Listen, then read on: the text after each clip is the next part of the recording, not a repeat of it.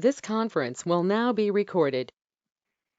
Okay, Guys, and if everyone can mute their microphone, and if you need to speak, just unmute it. So we have silence for the recording. excellent. So thank you, everybody. So again, I've heard, I think, David, Rose, Naval, Alan, Molly, and I don't know if I heard Cody. Brian, but Cody. Hi, Cody. All right. So today session, we had a slight switch on schedule. Originally, we were planning to do training on production, inventory receipts, and AR was supposed to be in the second part of the day. And I thought it would be slightly beneficial to do it in reverse, just because we would we can then, after production, touch upon the AP part of it, AP voucher receiving, but that should be fine. We could talk about some AR stuff. I think we have a lot to cover, and it looks like we only have an hour and a half. So without further ado, let me open up Blue Cherry, log into our training environment, and we'll get started. Give me just 1 second.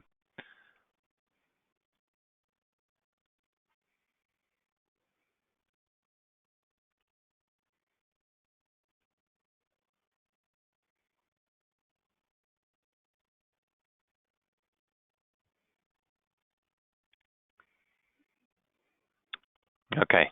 All right. So let's continue where we dropped off yesterday. So because it kind of ties into AR here as well. So yesterday, the last thing we did, we created an open order, we picked the order, and we brought it into invoice status. I want to say invoice stage.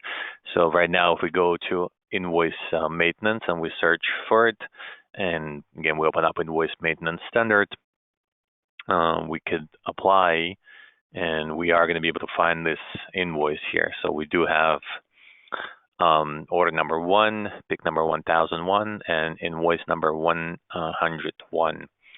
So this invoice right now, as of this moment, is not posted to AR. So I think Alan mentioned in the vision, there's a slightly, there's a difference there. Once invoice is generated, it is posted to AR immediately. We do it slightly different, Blue Cherry. We do have a process to post invoices to AR. So again, most of these processes are put on schedule, just like the invoice process itself. We would normally set up a schedule batch that runs, let's say 9 p.m. at night. It processes the invoices. It sends EDI documents out automatically. It sends paper invoices or email invoices to customers, whoever chose to receive those invoices by email. And after that, typically you would schedule a process that is called, that's basically going to post your invoices to AR.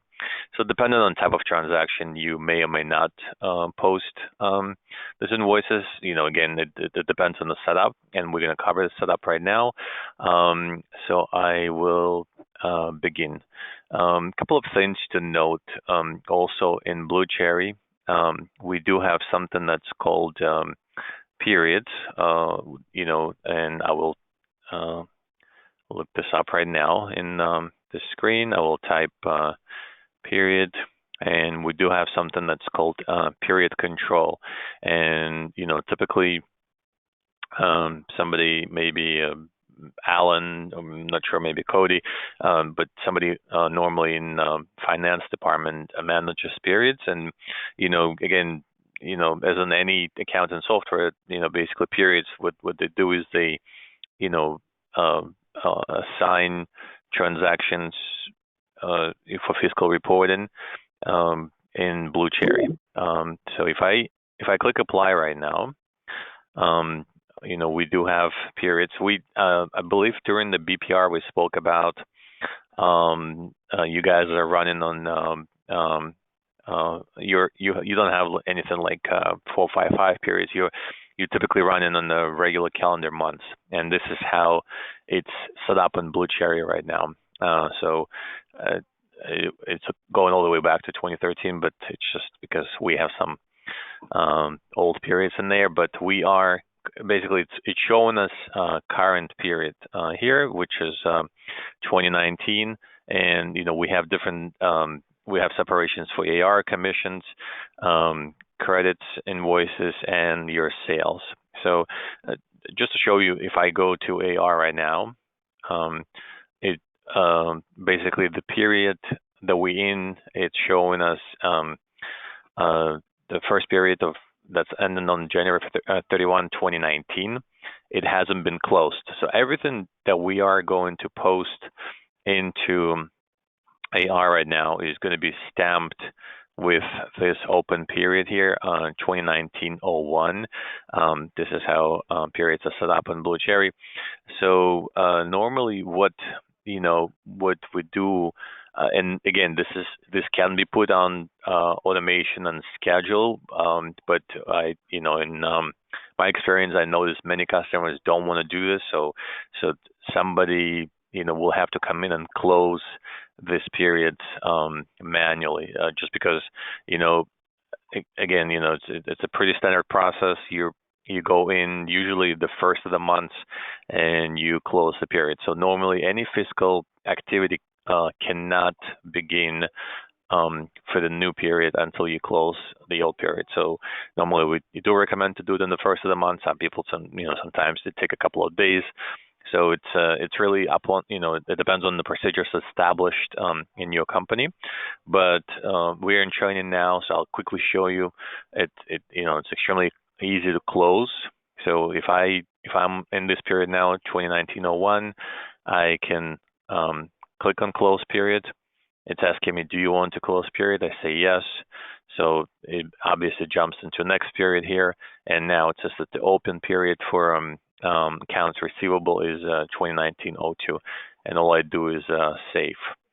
And I would have to do the same thing for, and then again, as you can see here, it shows me open period for AR is 2019-02, and I would do the same thing for COM. I would close period, and click save, show filter.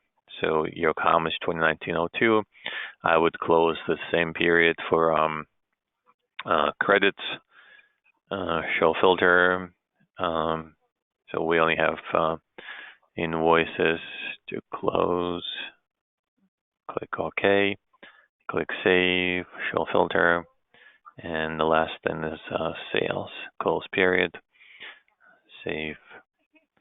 All right, so now basically every single transaction here, it's now in period 2019-02.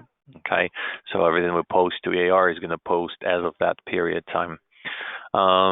So this is how you manage periods. So, well, obviously we're in March right now, so I would probably want to close this period all the way through March, but again, for training purposes, it's not important. But obviously, once you go live, you would have to maintain these periods and make sure your periods match to whatever the calendar month is right now. So I will close this tab now. We're done with period references. I just want to add, Maxim, I just want to add one thing for Alan and your team. Sure. In the beginning of the implementation, sometimes when you close that, it's going to be hard because you're going to have some entries that have to be set up in certain periods. So then you're going to have to open them again. Mm-hmm. So what we want to do is we want to do probably a deep dive, Alan, with this, with our consultant, Ray and Jeff. Okay. Yep. And one thing I forgot to also mention, obviously on period control, there's also, so you do have close, and then you also have lock period, so you can lock the period. So typically, when you close the period, you still have some flexibility as far as, you can unpost some invoices and things like that. But once you lock, that's it. Basically, no more changes are going to be allowed to transactions. So we normally say yes, close the periods. lock-in periods, it's up to you. You may or may not lock them. So it's basically preference of a company. Just like David said, you might take a deeper dive into this and figure out what works for your company. Okay. So the next thing we would do now, after periods are established, we would set up something that's called AR control, right? So AR control, I would go into search right now. Every single item that's related to AR in Blue Cherry. So it's using a slash here. So you would type A/R, and then you have a whole lot of things here. You have your AR reasons, AR controls, all this stuff here. So let's begin with AR control. It's a relatively simple control to set up. I believe I mentioned yesterday that, again, in Blue Cherry, all controls are basically global defaults. Then you might have some references that can be used to manage things on exceptions or set up other things, but controls is basically driving your system globally. So AR control reference is set up by division. And again, in your case, you only have one division, so I see that it's division 01 on the header level that's already set up. Then you do have your control numbers, and those are basically your document numbers, your OAPs. All of this is basically it's a count of transactions that were posted to AR, your documents, your chargebacks, your write-offs, and your on-account payments. As of right now, nothing has been posted. So all of these counts are right now 0. And then you have some flexibility here in terms of what is it that you want to post? Do you want to post commissions? Do you want to post factor transactions? And if you want to post manual commissions as well. And this is your AR control reference. So it's a very simple setup. Again, once you set it up once for division, you very rarely will have to change this. Can I just jump in? Go ahead, Alan. What does post-factor transactions mean? Yeah, so basically, as we spoke about earlier, we were talking about everything. Every transaction that has a factor flag on it will not be posted to AR. Good. Okay. All right. So this is your AR control. Then we spoke about period controls. What typically happens next is there's a whole lot of other stuff set up that you need to set up, and I will go here and we'll talk about, we talked about the AR control. A couple of things we would need to do is to set up what's called AR document type. So this is next table that's needed to be set up. If I click apply right now, there's a bunch of defaults already. So all these documents are basically the things that are set up that can be used in Blue Cherry. So, and we normally use this mnemonics like CBK for chargeback, CCB for converted chargeback. What we call converted chargeback is if you have like a chargebacks in your current system, or however you manage them, and then you want to bring them into Blue Cherry to continue working on them, then you would do this conversions. What we call conversions is basically loads of those existing chargebacks into the system. So they would have a document type of CCB. Then you can bring your open credits. You could bring your open AR invoices into Blue Cherry, and so again they would be converted, and then you have credits, finance charges, invoices, manual chargebacks, manual credits, manual debits, invoices, miscellaneous write-offs, and on-account payments. So all of this basically are something that Blue Cherry is using again for the AR system. Just as an example, for example, if we look at the manual debit, you would decide if it's a debit or credit account, and then you would basically, if it's a manual document, and I don't know if we do have enough time today. We're pretty limited on time, but there's also something in Blue Cherry that we call manual documents, and that could be something like a manual invoice or a manual credit memo. So then if you use this document type, then you could specify, either manual invoice, manual debit, and then you would check this mark. This is a manual document, and if it's a converted document, then you would put the check mark in here, converted, being brought through a load from an outside system. And then you could also, by each document type, you could say what you can do in AR once invoice has been posted. And then you could modify things like due date. Let's go back to invoices now, because invoices sometimes do need modifications. So you can modify due date, reference number, claims wrap, notes, AR stage, PO number could be modified, and you could also modify terms if that box were to checked, but right now it's not checked.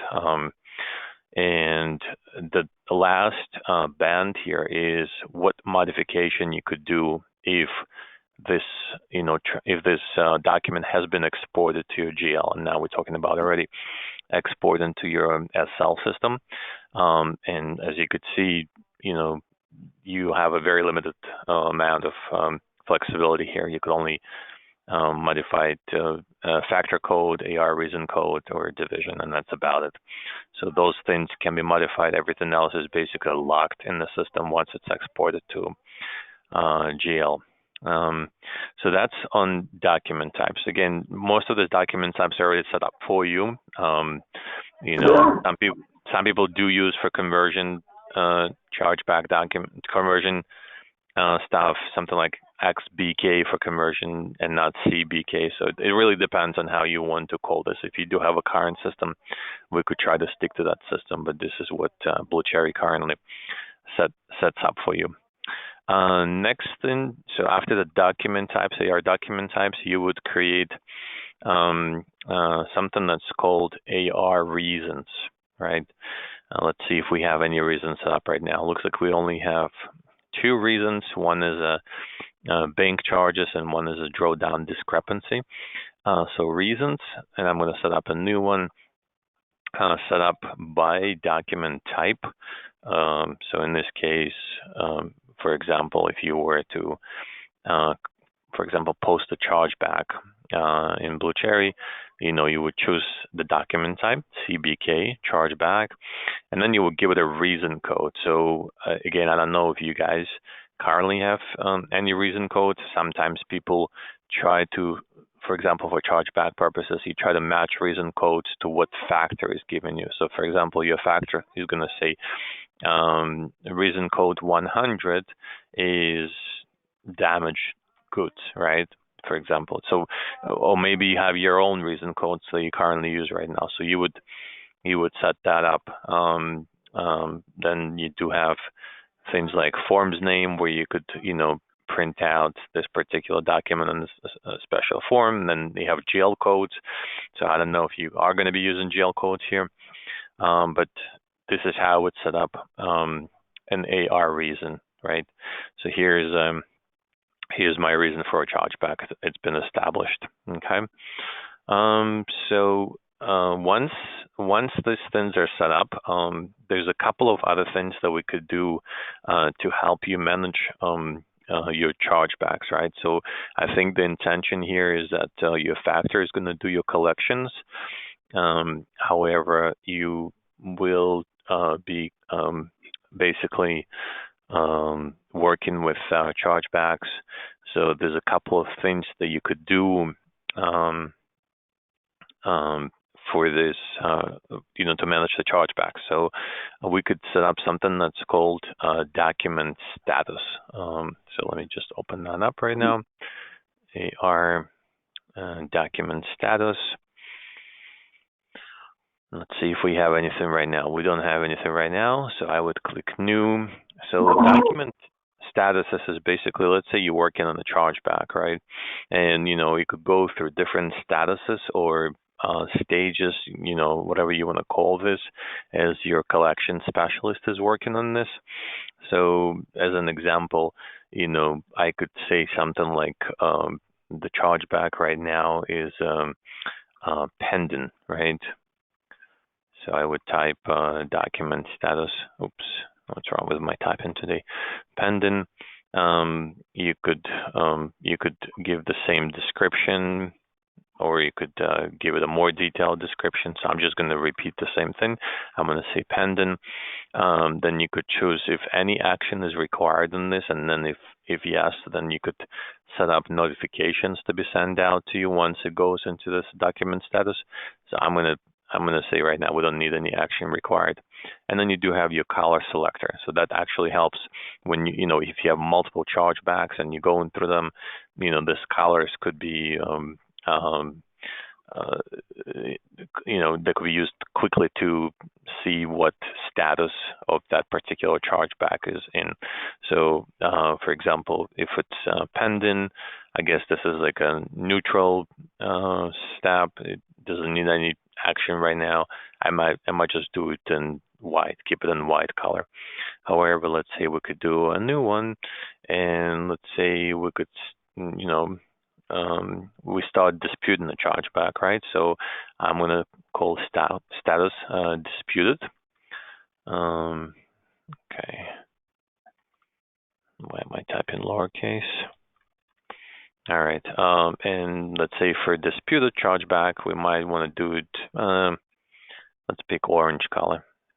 Is that orange? No, not really. It's like brownie, but let me do this. And let's do a new one. For example, you could say payment. So you dispute the chargeback successfully. Your customer said, okay, we're going to pay you on, you're going to pay that money. So we could say the document status right now, it's waiting for payment. And, let's give it a happy green color, right? And then maybe, the customer approved that chargeback was valid and denied your chargeback. So denied your dispute, and it's denied, and we're going to give it a red color, for example, right? So those are document statuses, or chargeback statuses. Again, you have your pending, you have your disputed, you have your payment, and then you have your denied. Okay, so these are the document statuses for chargebacks. All right, so let's see. So let's now talk about. So I think the setups has been done. So we have set up the AR document types with all those chargebacks, credit, invoices, manual chargeback, write-offs, and on-account payments. We do have an AR control set up at this point. We do have an AR reason set up for a chargeback, and we do have our document statuses set up as well. Okay, so and we do have an invoice created in the system. This test BBB order. And then what I would do next is, as I said, typically, on a daily basis, usually customer do once a day. Again, we'll establish schedule when we decide how we're going to do this. We run a process. And the process is, you have, if I start typing post, you do have processes like post credits, post invoices, post manual documents, and you also do have an AR on post invoices process. All right. So I would run this post invoices process. And again, you could run it, you could filter your invoices, by customer if you want to. Many people don't put any filters. They basically, every single invoice that generates during the day, then without a filter, they would just click run. And it could be put on schedule. A lot of people do use schedule, but I'm doing it manually right now without a schedule. And it says an AR invoice post in process will be run right now. So I would click proceed. and it's giving me a message, your request has been processed. And if we do, so I think this is the first time I actually run a process to show you how this works in your system. But once you run it, there's a button here that says task activity. If I click on that button, it takes me to task monitor. As you can see, a new tab open up here. And the task monitor here is, it basically shows me everything that we did. So last transaction that we ran was this invoice process that happened yesterday during the training at 12:40 p.m. And today we did the process AR invoice posting process, and we did all the things before. So if it has a green check mark, normally it's a good thing. We could always take a look at the history log and scroll down and see that invoice, usually there's a lot of technical information in the history log, but all the way at the bottom, normally something that you could make sense of. So in here it says invoice post and total details. It found one total invoice. It processed one invoice, failed 0, and then mark for no AR post 1. So I think what this tells me right now is that this invoice hasn't been posted. And we could double check that now. If I go to invoice maintenance, if I click show filter and I click apply, it was posted. Okay, so no data found in this criteria. Let's take a look. Yeah, so no more invoices. So at this point, this is no longer an invoice maintenance standard. However, if I do go into posted invoice maintenance, let's take a look if we find something here. Yep, we found this document and posted invoice maintenance. So basically, now it's posted, and it's right here. So let's take a look now. So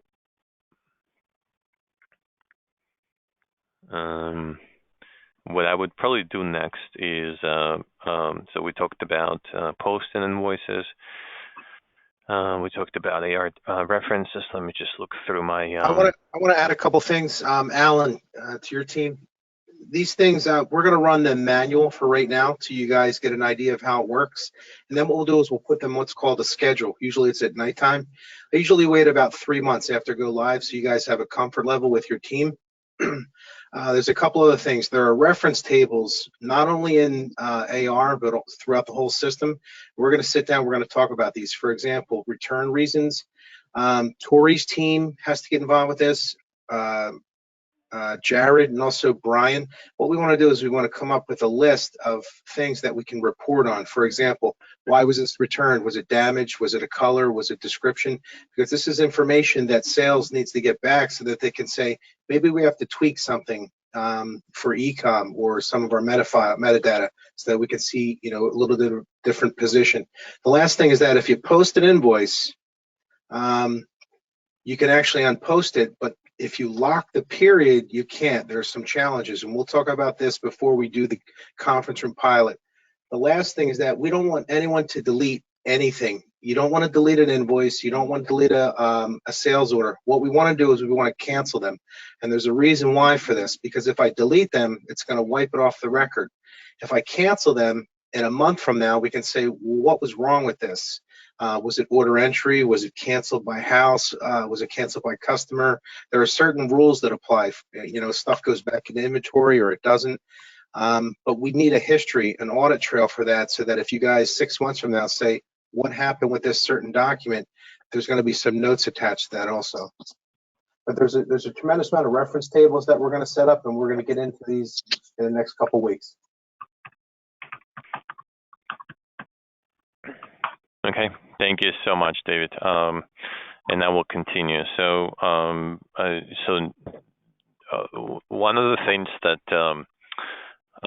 accounting department would normally do here, besides managing chargebacks, you guys also going to be doing some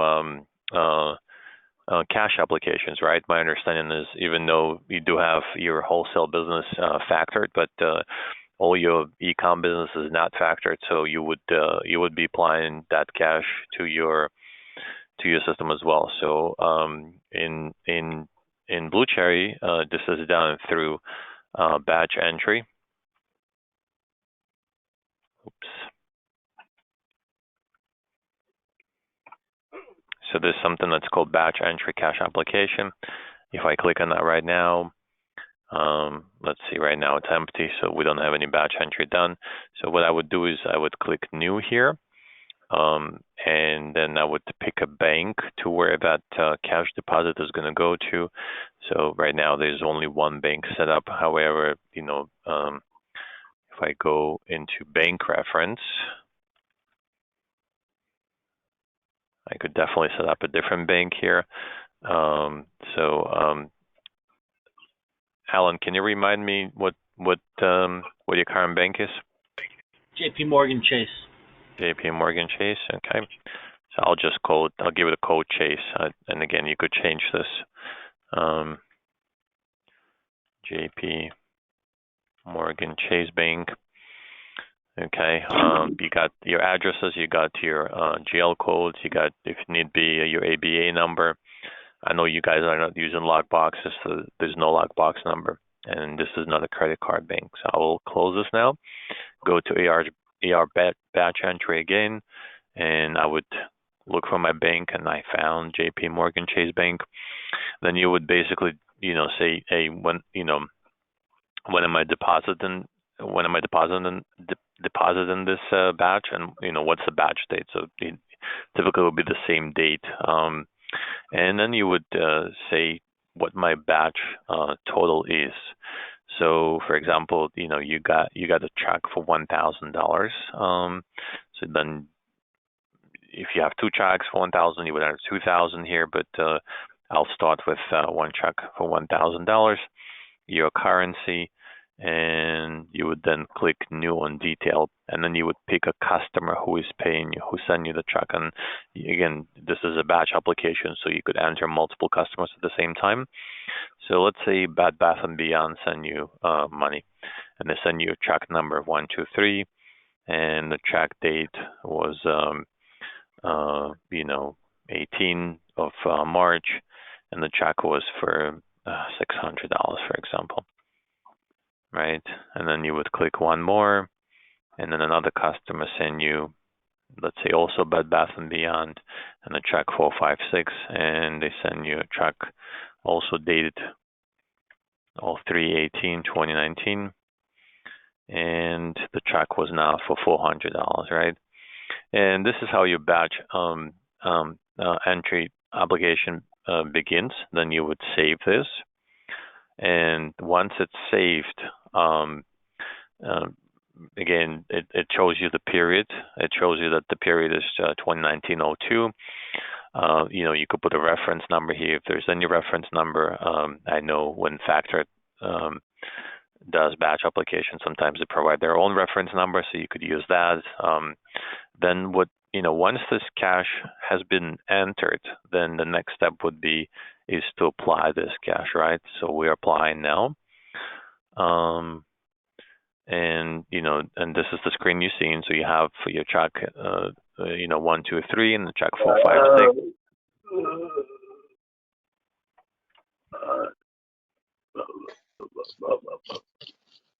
Guys, can you mute your microphone? We hear some background noise. Yeah, I'm already moved. Actually, that didn't sound too good. Is everyone okay? Okay, that'll make me I think it laugh. was a really big belch somewhere. All right, go ahead, Maxim. Okay, we're talking about money here. This is serious business, okay? No jokes. Okay.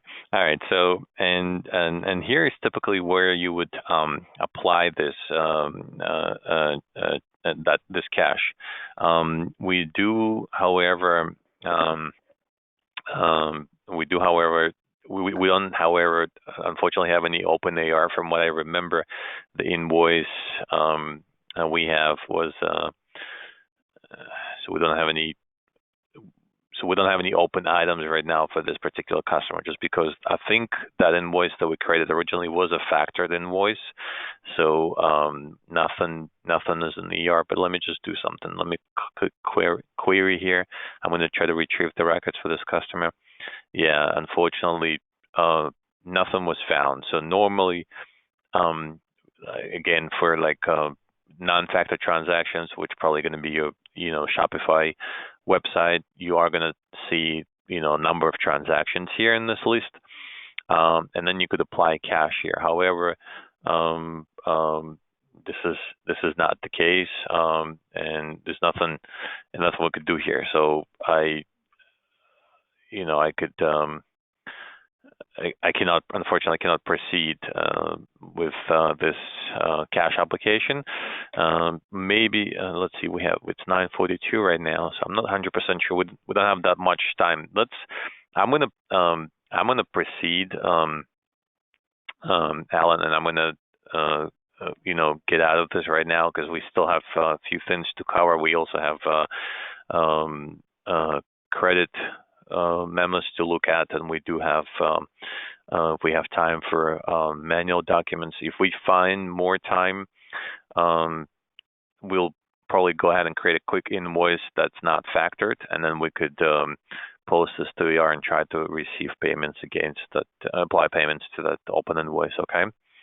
So let me just get out of this right now. ER cash application, and the AR batch entry is always going to be here. It's not going to go away. So if I go back to the same screen, batch entry, if I do a search for it right now, as you can see, we found this record that we started, of $1,000. We could always go back and apply cash once we do have open AR. So that's a possibility. Another possibility, we could apply this $1,000 as OAP on account payment and use it as a payment source going forward for transactions in the future. So that's another possibility that we could look at. And that's where typically on cash application where you also would create a chargeback. So let's say, for example, your open AR balance is $2,000, but the customer sent you $1,900. You would apply $1,900, then you do have a balance of $100 in this invoice, and you can then create a separate record for chargeback purposes and call this a transaction type chargeback.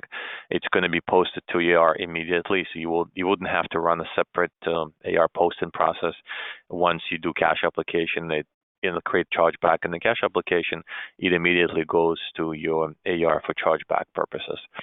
So again, if we do have time today, yeah. Before we move any further here, if we were to match all of our reason codes for chargebacks identically with the reason codes from our factor, is there any way to improve the speed of processing and move away from manually processing all those chargebacks?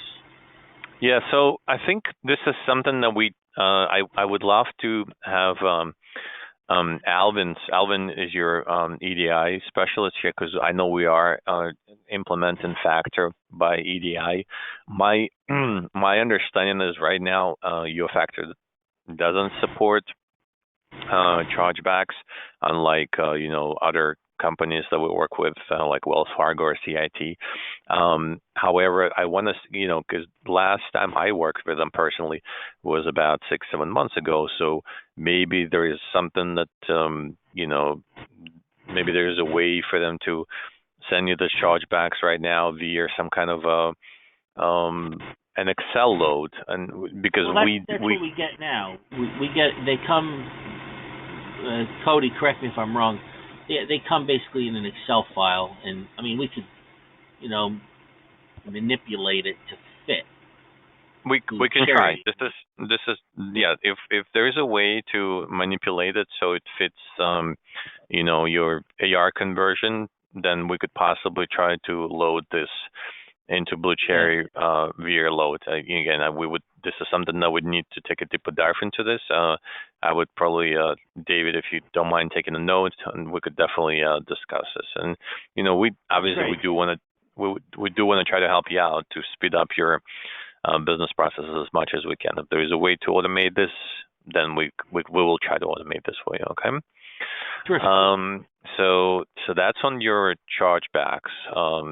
Let me just see. I want to continue with. Let's talk about credit memos right now. So credit memos is they work together with what we call an RA, return authorization. So in order for you to process RAs and process your credit memos, you also have to do a couple of setups before. So the first setup would be if I start typing return here. So when you think about returns and credit memos, think about they are always like sort of together. So the first thing we want to do is, again, do a global control setup. So I would look for something that's called control, returns credit control.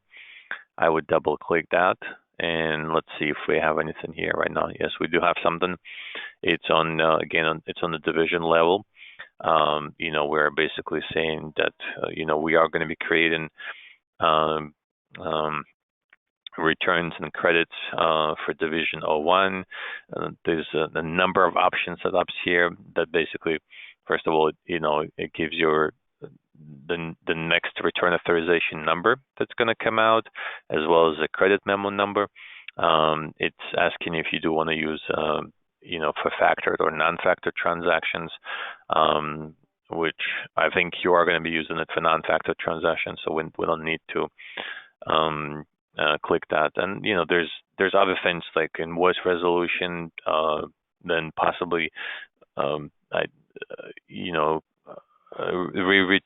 sometimes people, you might have an invoice, but then they might do like multiple returns in an invoice. So all these options here, as well as the expiration dates, types of returns and things like this could be set up here.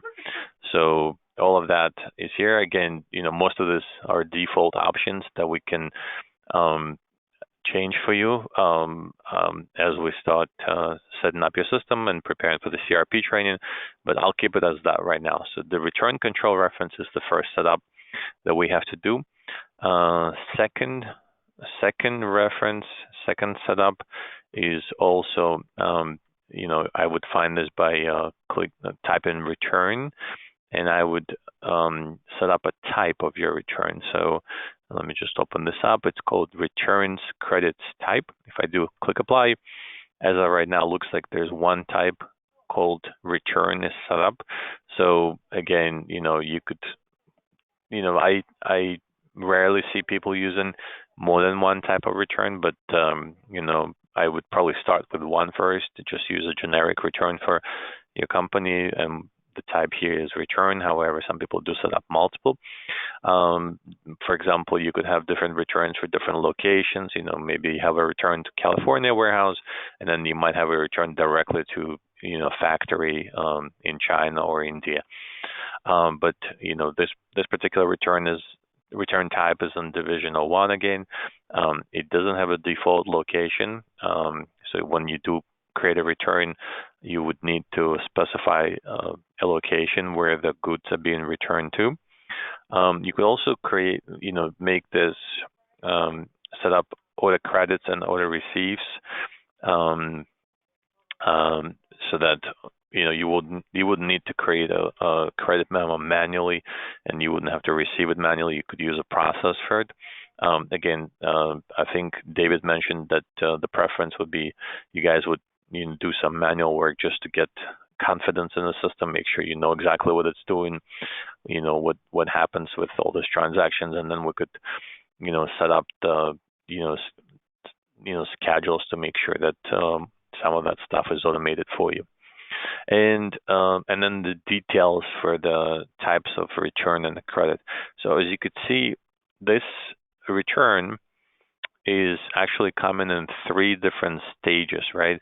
So the first one is And you could change the stages as much as you want to, fit your process. You could create a new stage, depending on what exactly happens with your, return process. But, again, this here is a quite typical setup. So normally, let's say somebody bought, a tablecloth from your company on website, then called you a week later saying, I would like to return this product for whatever reason. Then what you would do is you would, go into return reference, and you would then, the first stage would be you would create a return authorization, right? You would authorize this return. The stage would be a required stage. You cannot process return without that stage. When you authorize the return, it does not, the goods don't hit the inventory just yet, right? Because you don't have the goods in your possession. There's also 180 control, but that's used for 3PL EDI transactions, so we're not doing that here. And then, you would say, at which point do you issue a credit memo? So you're not issuing a credit memo at this point just yet. And then you could put a form ID here. So this is, again, this, once you create the return authorization, you have an option to print out a return authorization form, which you can then email to your customer and say, please return the product with this form. So that's the first stage of the return authorization process. Second stage normally would happen when the goods are received. So basically that's a return stage. Again, it's a required stage. You cannot skip that stage to create credit memo. You would have to do this. This stage will affect inventory, and normally this stage is a receiving process of return authorization. I would imagine either warehouse would do this or somebody in operations would do this. This will affect the inventory. We don't need any kind of forms for it. We can set up maybe some kind of a receipt form. If you guys, for example, if your warehouse does this for you and then they'll send you a receipt form, we could possibly do something like that. But right now there is no form assigned to this stage. And the last stage is the credit stage, and we call this a credit memo create stage. It's also a required stage. Doesn't affect the inventory, and it's basically the stage where the credit is issued, and you could then print out a credit memo form. So this does have a credit memo form assigned to it, right? So those are all the stages of your return authorization. And to basically start on the return authorization, again, you would go into search, you would type return, and you would double click return authorization item here. And let's see if we have anything right now. If I click apply, and no, there's no data found in this criteria. So I would basically click on new. And so as of right now, it's basically asking me what it is that we're doing. So automatically pick the division 01. It's asking me what type of return authorization it is. So I would just we only have one right now, return. Again, we could have multiple, but I would pick the season if I do know it. So let's say it's a spring 2019. I could pick a customer who is returning this. It's a Bob's Specialty Store. I could pick a location where the goods are going to be returning to. Reason codes. I don't think we have any reason codes for return setup. So I think we need to do that quickly. Which is, by the way, different from AR reasons, right? Because we spoke about AR reasons before, so that's quite different. This is a reason for a return. So maybe I would call this DAM. Oops. This is a reason type, which is it's a customer reason, and the reason code is DAM. And the description is damaged goods, right? So let me just click save to this, go back to return authorization. So I would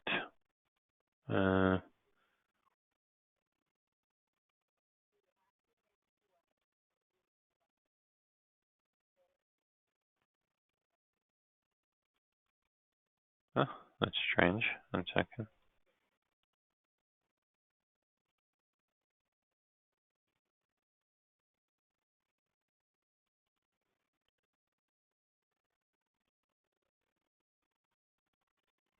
Trans credit. Is it not picking up? Oh. All right, while Maxim's looking at this, take a look to the finance team and people who have just joined. Some of the general navigation, we're going to talk about that for about 10 minutes right after Maxim's done. When he hovers over something, look at the bottom left side of your screen. You're going to see some words pop up, in this case, location right now. Sometimes if you hover over that, you're going to get some tip text. And also we're going to talk a little bit about the ribbon. Some of these people, Maximum at the end, they didn't get the general navigation, so we'll touch on that. Sure. So it looks like I had to choose the reason type first. So you can have a customer reason or a house reason. So I'm going to say C, and then after that, then I guess we just, when we customize the form, I would probably move reason code below reason type, so that it's in logical sequence, and then we could pick the reason code, which, let's say it's a damaged goods, right? So we're basically saying, yes, we are returning something, and we could do an alternate reference number. We could also do like an invoice match. We could look for an invoice that's there, and then create this return automatically based on the invoice. In this case, as you could see when I click new, it immediately created the first stage of return, right? And this is the first stage, AUTH. And we are, so basically, what we're saying, it's asking us, what store. It looks like there's no store set up. I don't think there's any department set up for this customer. Let's see if we could pick a style to return. So this customer decided to return 07588 style. That's a style we set up before. And we would pick a color gray. And let's say they're going to return, size 17, dimension 17. And we would then say that they return in one piece.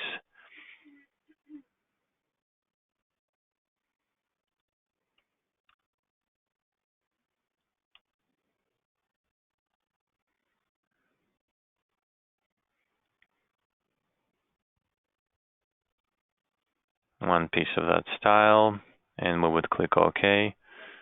It doesn't balance because we have to put order quantity here. Click OK. And I think that's it. So let me just click save. Yep. So our return has been created. It's right now in stage AUTH, right? For one piece of, we could look at the size breakdown. Sometimes it does help. So we're going to say that on size 17 and dimension 17, it's 17 by 17, we're returning basically one piece. And at this point, we could, let me see if I click on tasks, and let me try to click on report on, let's see if the form comes out.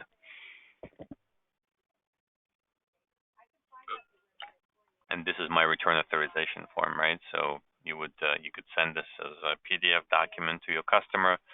Again, it tells you that you're returning size 17, dimension 17, one piece, and the reason is because it's damaged, and and it tells you that you have to return this to primary warehouse, which is basically your warehouse in California, and this is for the customers. So I will go ahead and close this PDF document, go back to Blue Cherry. So the next step, once, so you give this a return authorization, it's in your system, it's sitting there. Let me just close all these tabs. I have a lot open.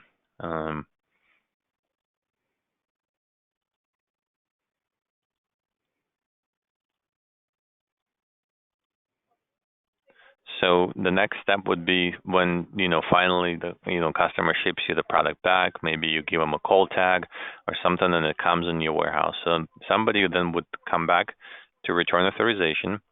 They will look at the paperwork. They see, there's a return authorization number, I think, what is it, 1? Yep, return authorization number 1. And it's here. So they inspected the goods. Looks like the goods looking good. So then the next step would be is to receive this back in stock. So I would then go into actions, and I could either choose next or I could receive. We could also do something called irregular receive, which is basically if it's a defective merchandise, then we don't need to receive it into your inventory. Basically, you saying that this is defective, but I would let's say this is in good condition, resellable condition, then I would just go ahead and receive this. And as you could see now, the RA was moved into a new stage right now, right? So this is now in return stage at this point, and we would click this. Well, as of right now, there's no form to print out. There's nothing that you could do with this stage, but it does affect inventory. So right now, our inventory was increased by that one piece that was returned back, right? And maybe warehouse will create some kind of or whoever does this return will basically take a piece of paper, Excel document, or anything like this. You would then take this and give it to your accounting department, and accounting department will go ahead and finish the last stage of the return authorization, which is actually a credit memo. So you could go back to your return authorization, and again, they would look for a return authorization number. In this case, we only have one return authorization number 1. They would look into the stage, and then would go into next action. And the next action would be you could either do next again, or you could do a credit memo, right? So I would just do this credit memo. So it moves into the last third stage, credit memo. I can click save. And as you could see right now, so this particular RA, right, if you look at it, it's it shows you that,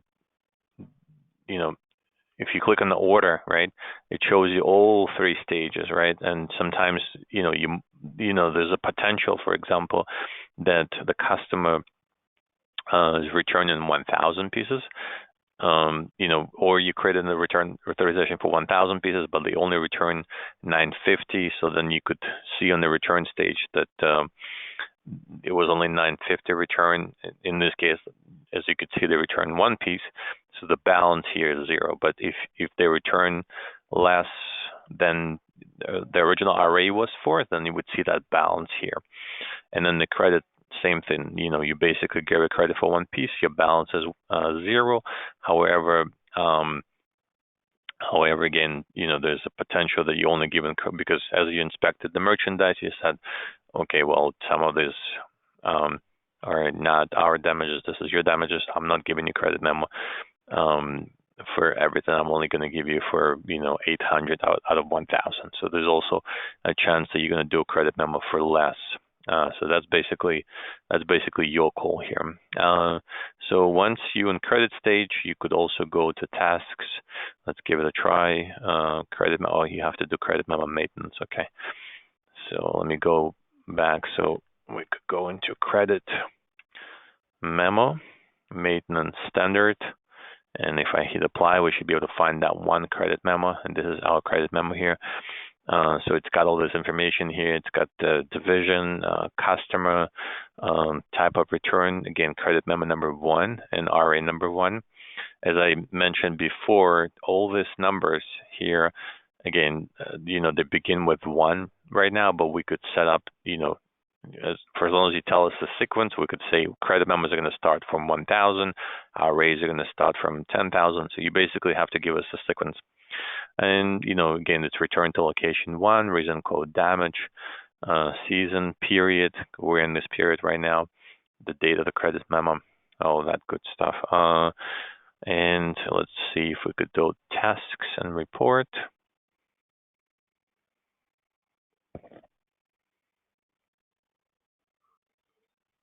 And that's a credit memo, right? Similar looking to a return authorization, but doesn't say, where to return the goods because, you just have credit to Bob's Specialty Store of $5, right? So that's basically it on your credit memo. The last step, again, you would possibly schedule a process, again, run on everyday basis, and it's also post. So if you remember, we spoke about posting invoices, but you would also post credits on a daily basis, again, on schedule. And I'm not filtering anything right now because we only have one credit memo in the system, and I would just click run. It tells me that AR credit posting will be run. Proceed. Yes, I'm going to say proceed. And we are running the process. And now we could click on the task monitor and see what's happening here. And AR credit posting process is also successful. The check mark is green. It's looking good. If I click on the history log for this transaction, and if I scroll all the way to the bottom, again, it says total credit memos 1, processed 1, failed 0. So it looks, and this one looks like it's actually been posted to AR. So I think if we go into AR right now, we should be able to find this particular credit memo. There's actually an inquiry, which I suspect, Alan, you will be using quite often. I'm not sure if this inquiry has been built, but let me just take a look at this. I don't want to show you something that's just see our customer inquiry. I want to take a look to see if we do have it. If I do click, let's see, forget about document type. I just want to find this for one customer, which is this guy, Bob, Specialty Store. Click run. Oh yeah, it does show me. So this is, so I think we're going to have a separate session, and David could speak on that as well when we're going to speak about actually inquiries, because inquiry is an extremely robust and powerful tool in Blue Cherry. They're sort of similar to reports, but they're more dynamic. You could, basically move things around. You could, build if need be your own inquiries. But, this is right now the inquiry in its very basic state. It's called AR custom inquiry. And this inquiry, basically for this customer, Bob's, it's telling you that, you have one document type CRD, which is a credit memo. And it tells you that, there's $5 here in red. So this would be your inquiry. If I do the same inquiry for BBB, I don't expect to see anything here because that so as you can see, it's completely empty because that invoice was factored that we created for BBB. So obviously it was not posted to AR, is not there. So that's on your AR customer inquiry. Let's see. So we talked about AR reasons, AR control.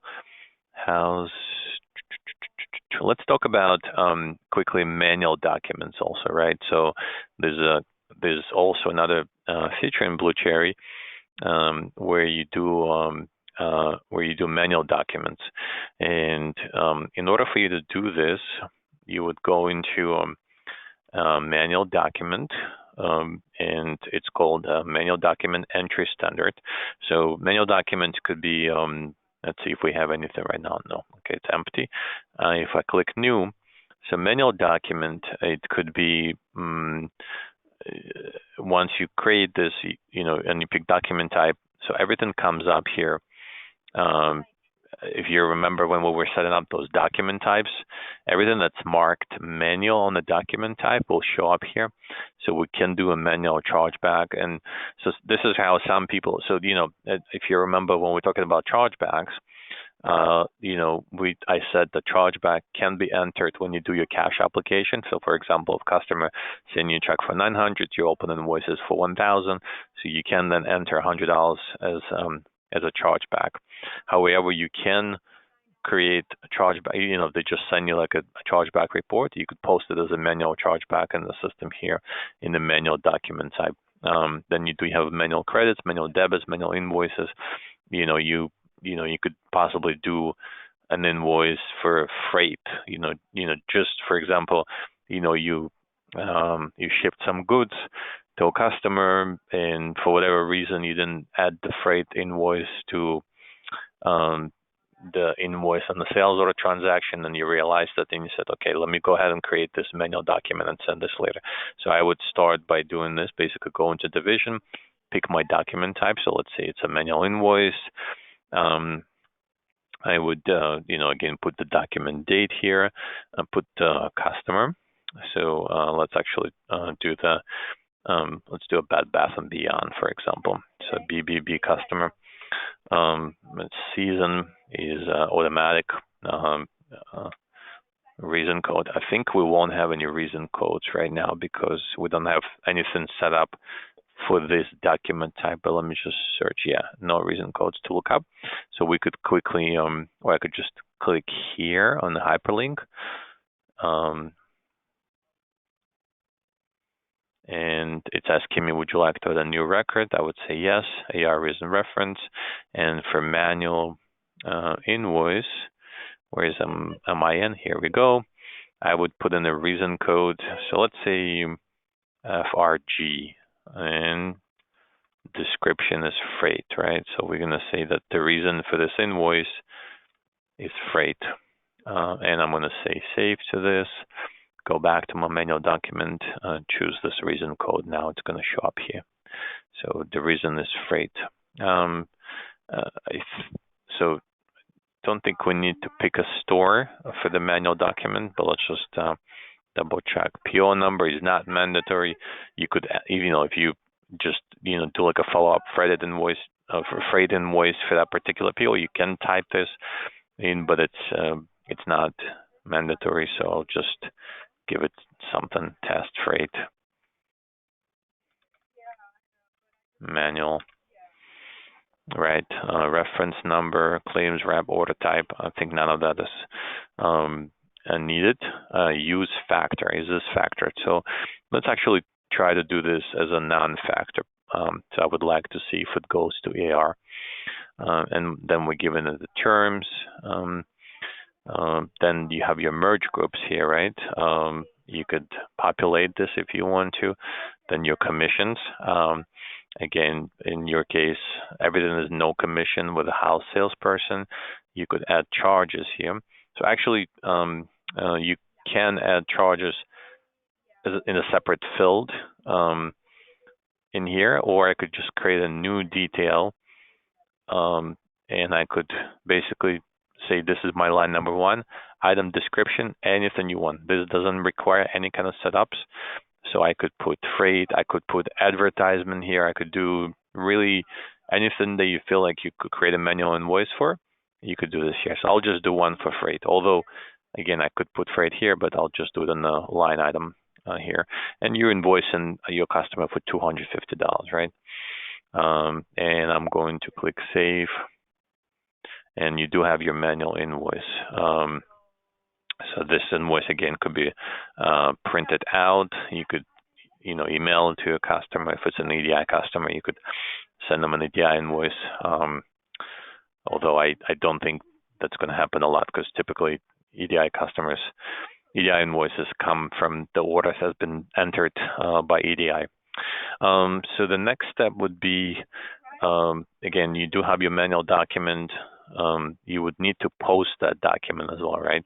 And so this is going to be another posting process. Again, as I said, you have post credits, post invoices, post manual documents. I would go into post manual document. We don't need to filter anything. We'll just run. And would you like to run it? Yes, please.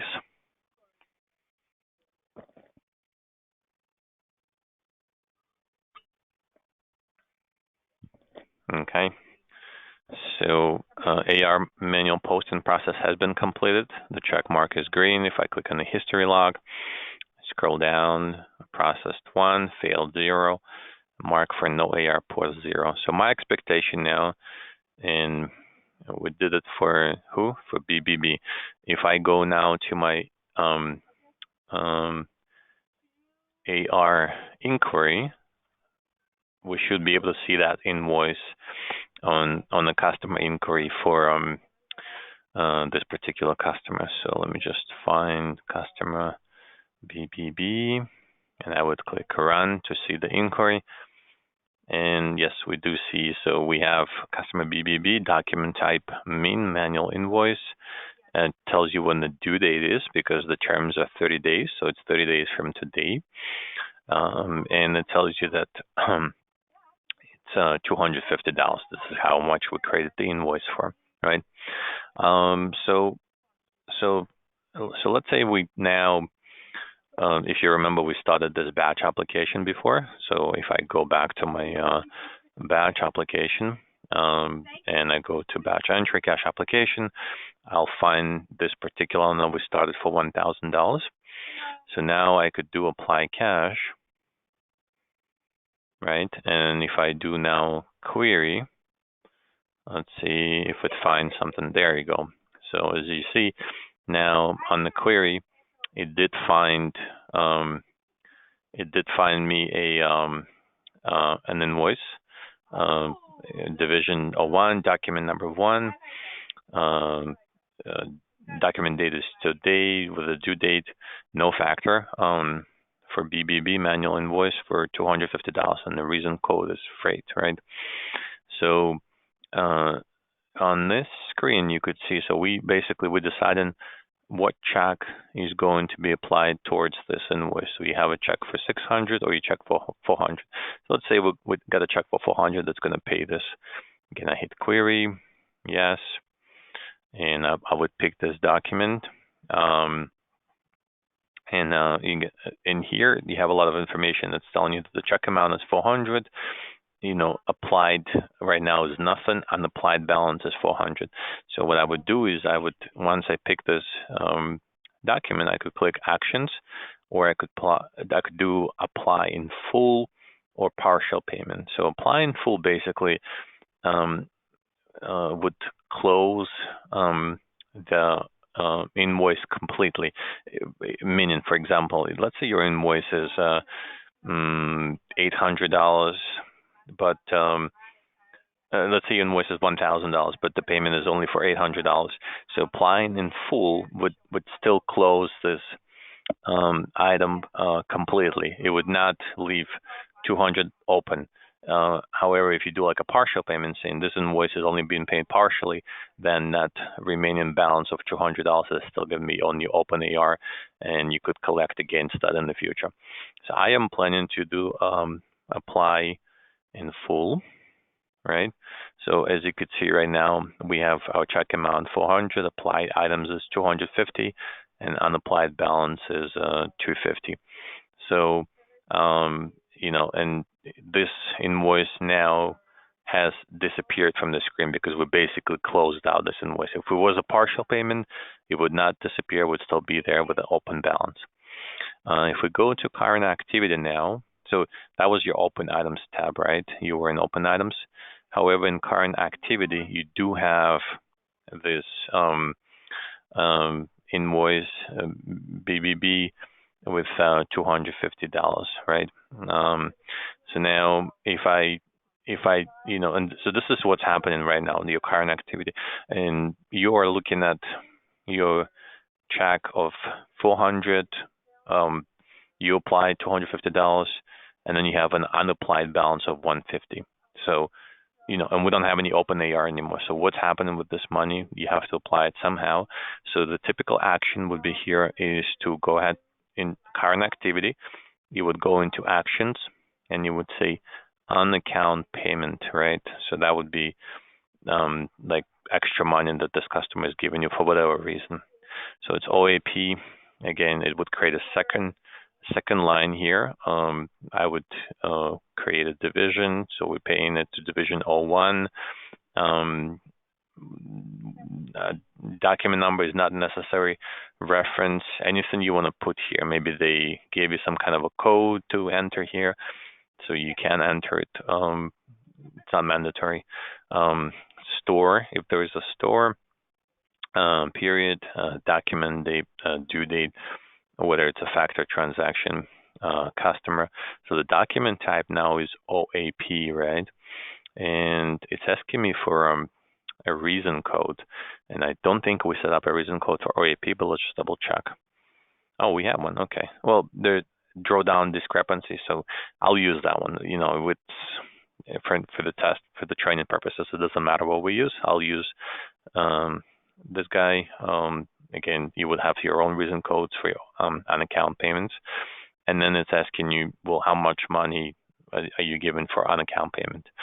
So let's just go ahead and create 150, right? So we would balance this invoice out completely. We would balance this check out completely. So I would tab out of it, and as you could see, you have your check amount 400, applied is 250, on account is 150, and unapplied balance is 0. So you're good on this check. This check is basically completed, and you could click save, and basically you finish this cash application for this guy.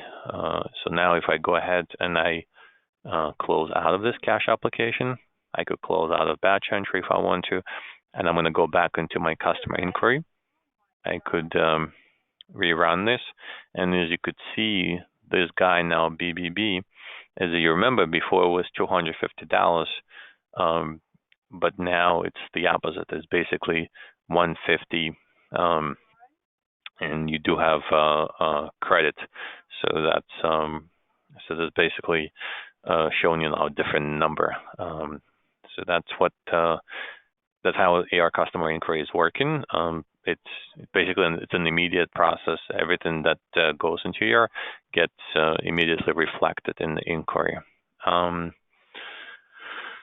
So let's see. We talked about your manual documents. We talked about your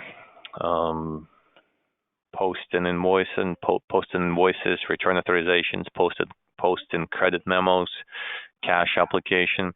One thing we haven't talked about is chargeback management, or we also call it deduction management in Blue Cherry speak. However, I do see that we only have 6 minutes left for this session, so I think chargeback management is a topic that's going to take more than 6 minutes. So maybe why don't you give the overview right now, and then what we can do is we can close out on the scheduled time, and then we can do another deep dive. Yeah. So basically, the quick overview for deduction management would be you just again, once you have open AR, you can create chargebacks. Again, they could be created as a manual document. So you would go ahead and click on new, and for document type, you can create a manual chargeback, and then you could put in your chargebacks here manually. Or again, as you're doing your cash application, if you do have some balance on your invoices, you could go ahead and turn, just like we did that 150 unapplied. We turn this into OAP. Exactly same process would happen with chargebacks. You would, if you have an underpayment on your check, you could say, I'm closing this open AR fully. It's closed. However, there's a balance on this. What am I doing with that balance? So then you could say, I want to turn that balance into a chargeback. And once you do this, basically, you create you basically create a chargeback in the system, and then you could start managing the chargebacks in Blue Cherry. And if you remember, we created this document statuses. Unfortunately, I cannot show you right now because we don't have any open AR to do this against. But first of all, you have your AR document maintenance, and we had this document statuses, right? Denied, disputed payment. So you would go into the chargeback management system, you would pull that chargeback, and then you could color code it saying, hey, I am disputing this chargeback. And, then because you would normally have a lot, right? You would have a whole bunch for this particular customer. And then, you basically telling yourself, what are you doing with this? And then you go through the complete process. Again, if you do have your current process, whatever the stages of that process are, we would basically mimic this in Blue Cherry with all the, collection management stages. And, once the chargeback has been, applied, resolved, whatever happens, for example, the, chargeback is, denied. For example, the customer says chargeback is valid, we're denying your chargeback. Then the next process for that chargeback would be a write-off. You would basically take a write-off, and that chargeback would get closed. Or something else would happen. They say, yeah, we are paying you the chargeback. So you would then apply the payment, and the chargeback would also be closed. And that's basically what the chargeback management is on the high level. Again, it's slightly, obviously more involved, and I would love to take you through a deep dive of doing this, but on the high level, that's what exactly the chargeback management here is. Okay. Hey, Maxim, I have one question, really quick question. Our factor sends us back a daily chargeback notice. So we could have 5 or 6 different customers with chargebacks for one day.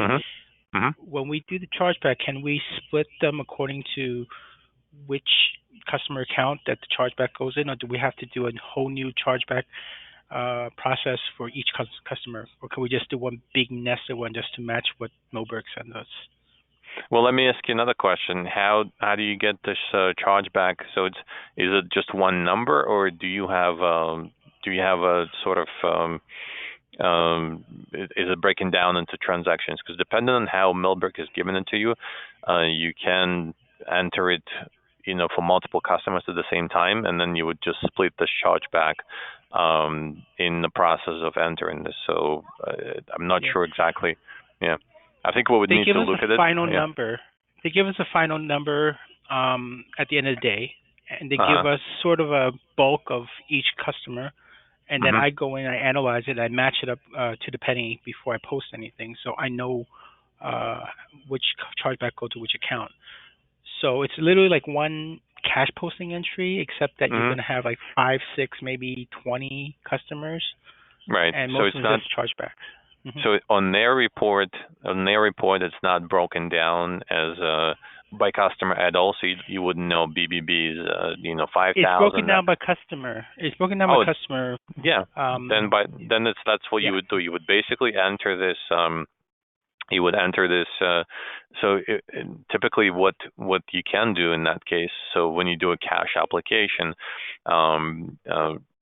so we could do it in 2 different ways. I would probably for your purposes, I would just do again batch entry cash application, and I would start new, right? So again, you could pick a bank, whatever the bank is, and then but in batch total here, right? So before, if you remember, we entered the positive number 1,000.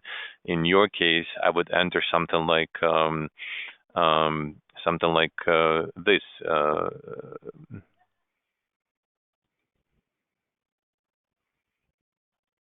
Right, so you would enter negative 5,000.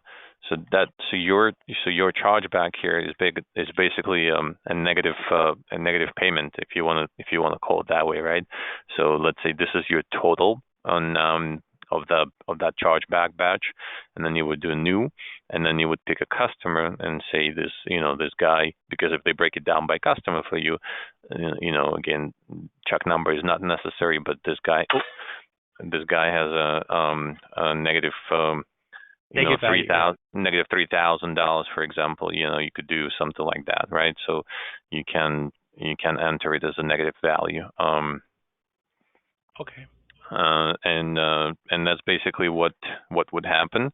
Then you would immediately, because you're not applying this as a cash to. I mean, you can apply it to invoices, or you could just apply it as a chargeback. Depending on how you do this, you could then immediately create open chargebacks in your system once you do that cash application, right? Does that make sense? Yeah, crystal clear. Thank you. Mm-hmm. Okay. All right, guys, we're out of time. So any questions or comments? This video again will be saved to the training folder on the public drive, and what we can do is review this again. We're good? All right, guys. Thank you very much. Thank you, guys. Thank you.